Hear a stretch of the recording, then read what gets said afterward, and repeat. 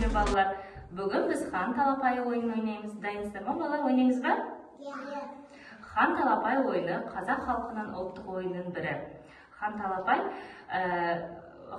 арқылы біздің шапшаңдығымыз, дәлдігіміз дамиды. Хан талапай ойынын шартымен таныстыра кетейін. Балған асығы болса, кімге түссе, ойынды бірінші бастайды. Біз ба балалар хан талапай ойынын ойнауға?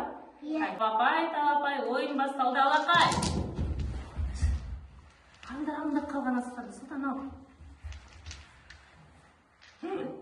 Сұлтан хан асығын ғана қалды, я? Сұлтан ойынды бастайды, я?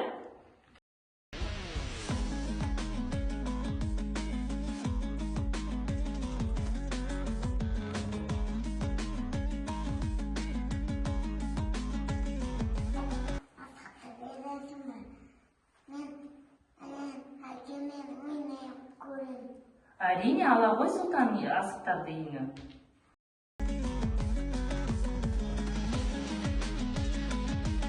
Әке, мен бүгін бала бақсада хан талапай ойнадым.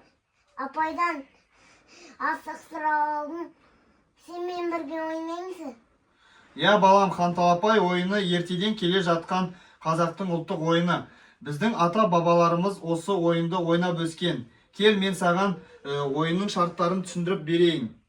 Балалар, қазір мен асықтарды ортаға шашамын. Мен хан талапай деп айтқанда, бәрің тез асықты жинайсыңдар. Кім көп асық жинайды, сол жеңімпаз атанады.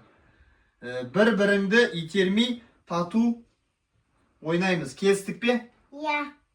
1, 2, 3, хан талапай.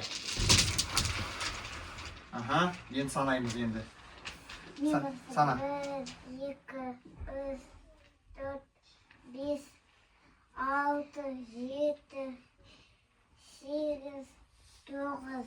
Ал, Сұлтан, сен сана енді. 1, 2, 3, 4,